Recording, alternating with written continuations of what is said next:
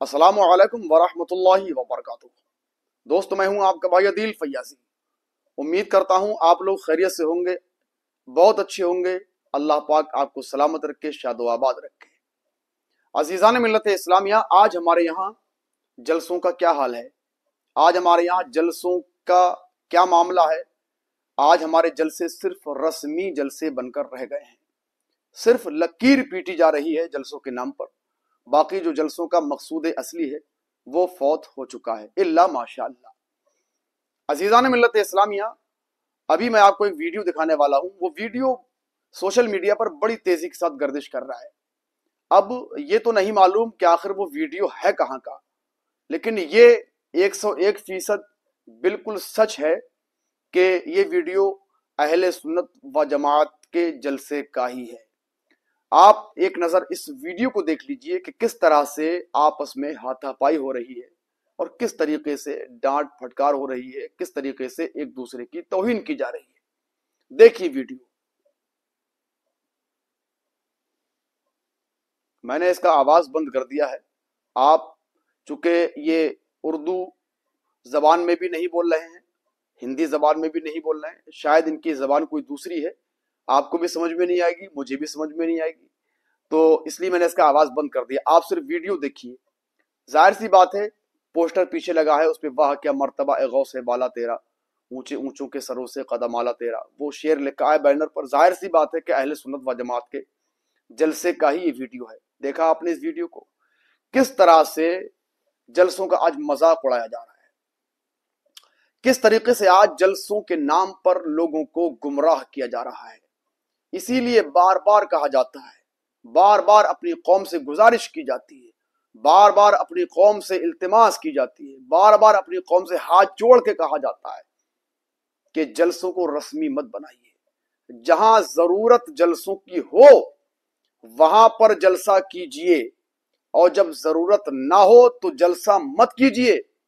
जलसों को सस्ता कीजिए, मदरसों को महंगा कीजिए, अपने बच्चों की तालीम और तरबियत पर पूरा फोकस रखिए।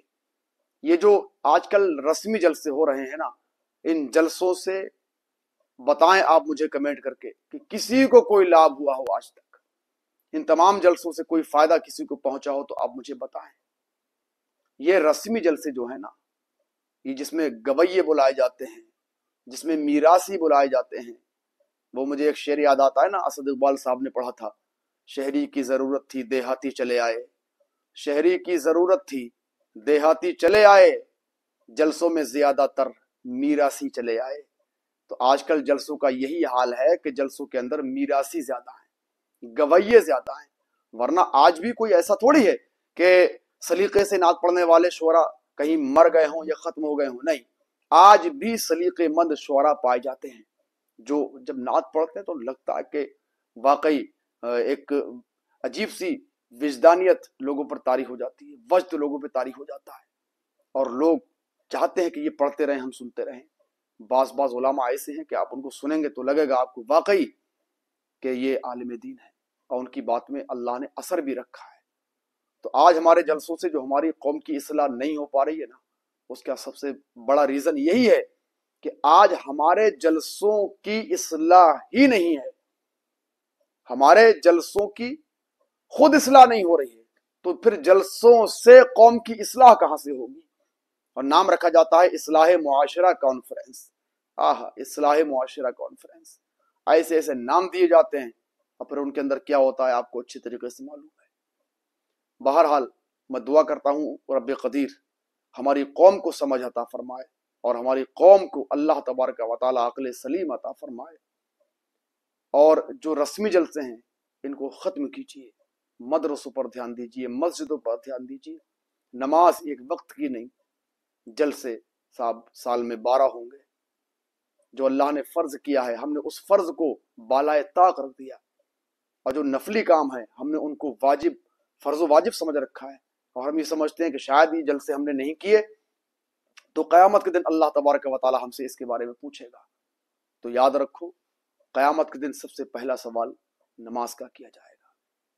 सबसे पहले नमाज की पूछताछ की जाएगी कि तुमने नमाज पढ़ी थी या नहीं पढ़ी थी, फजर में कहाँ थे, पढ़े पढ़े सो रहे थे, ظہر میں کہاں تھے؟ کام پہ تھے. عصر میں کہاں تھے؟ کام پہ تھے. مغرب میں کہاں تھے؟ کام پہ تھے.